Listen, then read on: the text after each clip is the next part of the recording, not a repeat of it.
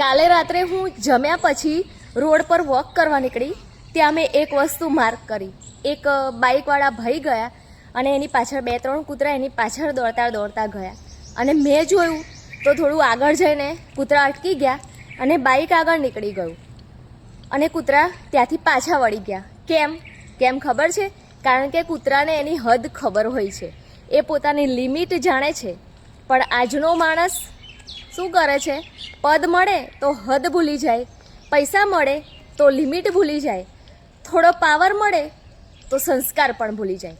મૂંગા પ્રાણીને એની સરહદ ખબર છે, પણ જીવતા માણસે પોતાની જ સરહદ પાર કરી દીધી છે.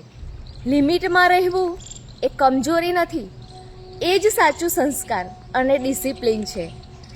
લિમિટ ક્રોસ કરવી બહાદુરી નથી, એ સંસ્કારનો દેવાલિયો છે.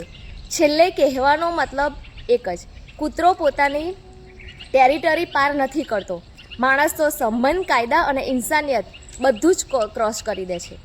સાચું કહ્યું ને મિત્રો?